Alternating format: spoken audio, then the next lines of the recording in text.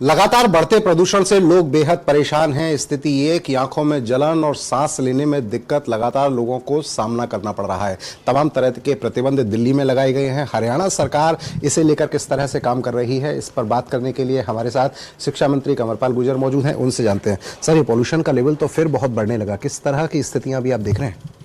देखिए, बहुत बड़ी समस्या है वाकई पॉल्यूशन की। और अभी मैं जैसे आया फरीदाबाद में तो यहाँ काफ़ी बड़ा हुआ भी है। और अभी मैंने अपने जो पॉल्यूशन के अधिकारी थे उनको भी बुलाया मैंने, और उनको भी मैंने निर्देश दिए हैं कि अगर कहीं भी इस प्रकार की, क्योंकि मुझे कहीं कंप्लेंट मिली थी इस प्रकार की कि कोई भट्ठी वगैरह चला रहा, तो मैंने उनको आज ही कहा है कि उसको रोक लगनी चाहिए बिल्कुल इस प्रकार से। और दूसरा, सड़कों के ऊपर सफाई पूरी तरीके से होनी चाहिए। कहीं भी इस प्रकार का धूल नहीं होना चाहिए जिससे वाहन के चलने से धूल और बढ़े, क्योंकि उससे भी पॉल्यूशन काफ़ी बड़ी मात्रा में बढ़ता है। और उनसे मैंने ये भी कहा कि पानी का छिड़काव होना चाहिए। अभी कहा कि हमारे पास 7 गाड़ियाँ नगर निगम ने दी हैं हमें, लेकिन हमने कहा कि गाड़ियों की संख्या बढ़नी चाहिए। उनसे अभी बात करो और वो संख्या बढ़नी चाहिए। और ये धूल मिट्टी जो उड़ती है बिल्कुल भी उड़ती नज़र कहीं आनी नहीं चाहिए। तो एक तरीका है उसका कंट्रोल करना। हमारा प्रयास है, जो हमारा निर्माण कार्य जिस प्रकार के चल रहे थे बिल्डिंग के, उन पर भी हम रोक लगा रहे और उसको भी रोकेंगे। लेकिन साथ साथ मैं समझता हूँ कि इसका समाधान जो है जागरूकता है।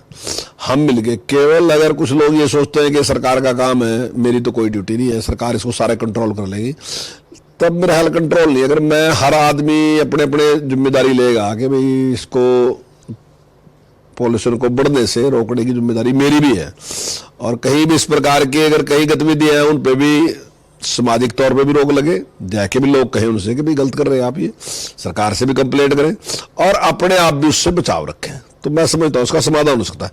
और ये केवल किसी एक उस व्यक्ति के लिए खतरनाक नहीं, सबके लिए खतरनाक, जो भी उस एरिया में रहते हैं। हर आदमी को परेशानी का सामना करना पड़ता है। जैसे अभी आपने मुझे कहा कि आपने अपने आप को खांसी से कैसे बचा रखा, मेरे भी नहीं खांसी, तो आपको मेरी और दूसरे लोगों को, मुझे कई लोग मिले उनको जुकाम, खांसी, इस प्रकार की बहुत समस्याएं जिसकी वजह से है, और वो हर आदमी के लिए समस्या है। तो हम सब मिलकर अगर इसमें काम करेंगे तो मैं समझता हूँ समस्या का समाधान होगा। जहां तक सरकार की ड्यूटी है, सरकार भी अपनी पूरी करेगी। मंत्री जी, कमाल की बात यह है कि जैसे ही सर्दी का मौसम आता है, ये जो हो रहा है ना पॉल्यूशन, ये ऐसा नहीं है कि इस बार हो रहा है। हर बार सर्दियों में हम ये हालात देखते हैं। जैसे ही सर्दियों की शुरुआत होती है, ये स्थिति सामने आती है लगातार। उस समय हम बात करते हैं कि काबू पाएंगे। कहाँ कमी रह रही है, क्यों काबू नहीं पा रहे? हर बार अगर यही हालात देखने को मिले तो ये, इसका जिम्मेदार किसे माना जाए? केवल आम आदमी जिम्मेदार हो या सरकार जिम्मेदार हो? कमी किस लेवल पर है? नहीं, देखिए, जिम्मेदार तो सारे मिलके ही है इसमें, केवल एक पक्ष तो जिम्मेदार नहीं है। पर क्योंकि जिम्मेदारी सरकार को ज्यादा दे रखी, तो सरकार की ड्यूटी बड़ी है आम आदमी से।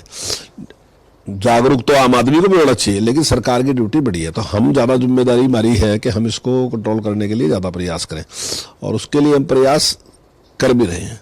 और मैं समझता हूँ अभी जैसे पेड़ लगाना, दूसरे रेस, इन की तरफ भी हमें ध्यान देना चाहिए। और पॉल्यूशन को कम से कम, कई बार क्या होता है कि हम बिना बात के भी पॉल्यूशन का काम कर देते हैं। जैसे इकट्ठा हमने कचरा इकट्ठा कर लिया, उसमें प्लास्टिक भी, और हमने उठा के उसमें आग लगा दी। अब हमारी समझ में ये नहीं आता कि इसकी वजह से दिक्कत कितनी बढ़ेगी, समझ नहीं आता। कई बार हरी घास भी पड़ी, दूसरे पड़े, उसमें सारे के सारे में हमने आग लगा दी, चारों तरफ धुआं फैल गया उससे। मतलब पॉल्यूशन कितना बढ़ गया, शायद हम जागरूक नहीं है। मैं ये नहीं कहता कि वो जानबूझ के कर क्या उसने, वो जागरूक ही नहीं, उसको पता ही नहीं कि मैंने कर क्या दिया। तो ये जो अनजानपना है, जो मतलब चिंता नहीं है जिस बात की, तो वो इस समस्या का बहुत बड़ा एक कारण है। तो हम उसके प्रति भी जागरूक रहना चाहिए। और इंडस्ट्री में भी हमारी सबकी ड्यूटी है, चाहे हम इंडस्ट्री चला रहे, लेकिन मेरी समाज के प्रति भी जिम्मेदारी है। आप पैसा कमाओ, ये बड़ी खुशी की बात है, आपकी इंडस्ट्री तरक्की करे, ये भी खुशी की बात है, लेकिन आप कोई ऐसी परिस्थितियां पैदा ना करो जिससे आम आदमी को दिक्कत हो। उस पर रोक लगाने की सरकार की जिम्मेदारी है, लेकिन मैं समझता हूँ सरकार की जिम्मेदारी आनी नहीं चाहिए। मतलब मुझे अपने आप इतना जागरूक होना चाहिए कि मैं ही उसका नियमों का पालन करूं। सर, जगह जगह कूड़े भरे पड़े हैं, कूड़े का निस्तारण पूरी तरह नहीं हो पा रहा। जो कंपनी लगी है कूड़ा हटाने के लिए, वो काम नहीं कर रही है। लोग चारों तरफ परेशान है। आप फरीदाबाद में कहीं निकल कर देखिए, जगह जगह कूड़े के ढेर हैं। ऐसी स्थिति में केवल आम आदमी पर जिम्मेदारी डालने से तो काम नहीं चलेगा। जिम्मेदार अधिकारियों को क्या कहना चाहेंगे? नहीं, मैंने आम आदमी जिम्मेदारी नहीं डाल दी। देखिए, मैंने सरकार की जिम्मेदारी पहले ली, उसका सहयोग मांगा, मैंने आम आदमी का सहयोग मांगा। तो मैंने ये नहीं कहा कि आम आदमी की जिम्मेदारी, हमारी जिम्मेदारी तो हमारी है। लोगों ने जब वोट देके हमें बनाया, तो जिम्मेदार तो हम हो गए पहलों। हमारी ड्यूटी पहले है, पर जनता का सहयोग चाहिए। जनता के सहयोग के बिना तो सफल हम भी नहीं हो सकते। हम भी मतलब उन्हीं के दमखम पे ही करते हैं हम भी सारा काम। तो हम मिलके अगर काम करें तो मैं समझता हूँ समस्या का समाधान आसान है। अब ये जो अधिकारी लापरवाही कर रहे हैं सरकार के दिशा निर्देशों के बाद भी, इन्हें किस तरीके की चेतावनी देना चाहेंगे? नहीं, मैंने अभी बुलाया कि इस बात को कहा है कि अगर कहीं भी इस प्रकार की घटना है तो आज सुबह ही मुझे खबर मिलनी चाहिए कि आपने कार्रवाई कर दी, और निश्चित तौर से उनके खिलाफ कार्रवाई करेंगे। अच्छा, ये तो बात की हमने जनरल। अब बात करते हैं बच्चों की। चूंकि शिक्षा मंत्री हैं आप, स्कूल खुले हुए हैं, तमाम स्थिति जो आ रही है, तमाम जो एक्सपर्ट्स हैं वो एडवाइस कर रहे हैं कि ऐसी स्थिति में स्कूल में बच्चों के लिए भी चिंता हो सकती है। सांस की दिक्कत लगातार लोगों को आ रही है, तमाम तरीके की आंखों में जलन की शिकायत आ रही है। सरकार ने स्कूल बंद करने को लेकर कोई निर्णय लिया है, या फिर बच्चों के लिए किस तरह से इंतजाम किए हैं कि बच्चे भी सुरक्षित रह पाए? देखिए, अभी तो हमने कोई निर्णय नहीं लिया, लेकिन अगर एक्सपर्ट की राय इस बारे में कुछ आती है और वो कहते हैं कि स्कूल बंद करने चाहिए, बच्चों के लिए कोई खतरे वाली बात कहते हैं, तो निश्चित तौर से फिर हम स्कूल बंद करेंगे। लेकिन अभी तक इस प्रकार का कोई इसी प्रकार की कोई समस्या हमारे सामने भी आई नहीं है। बच्चों के लिए कोई एडवाइस देना चाहेंगे पर उनके अभिभावकों के लिए? नहीं, बच्चों के लिए तो नहीं, अभिभावकों के लिए ही मैं देना चाहूंगा कि भाई वो सब के सब, चाहे आम आदमी को भी है, मेरे अभिभावकों को भी है, उसको उस पर ध्यान रखना, और बच्चे घर में रहे, ज्यादा बाहर ना जाएं, थोड़ा उस पर कंट्रोल करें। थोड़ा टाइम है, क्योंकि सर्दी का टाइम है, इसमें ज्यादा होता है। और ये पॉल्यूशन एक सबसे बड़ी समस्या ये भी है कि फैलाए चाहे कोई, लेकिन भुगतना सबको पड़ता है। अब मान लीजिए कहीं यहाँ से 10 किलोमीटर, 20 किलोमीटर, 50 किलोमीटर में कोई धुआं करता है तो वो भी आ जाएगा। कोई ऐसा तो है नहीं कि वो सीमा देखेगा कि नहीं मैं तो राजस्थान का हूँ, मैं फरीदाबाद नहीं जानेगा क्योंकि वहां तो हरियाणा है, या दिल्ली का है तो वो ये नहीं कहेगा कि मैं हरियाणा में नहीं जानेगा, या हरियाणा वाला ये नहीं कहेगा मैं दिल्ली में नहीं जानेगा। तो सब वो कहीं भी वो इस प्रकार की होगी गतिविधियां, तो सबके लिए वो समस्या खड़ी होगी। हालांकि हरियाणा सरकार ने बहुत बड़ा प्रयास कर रखा। अब की बार आपने देखा कि मैं समझता हूं कि 1/3 रहेगा। अगर 100 जगह कहीं पराली जलती थी तो 30-40 जगह रहेगी। मतलब काफी हमने कंट्रोल किया है उसको।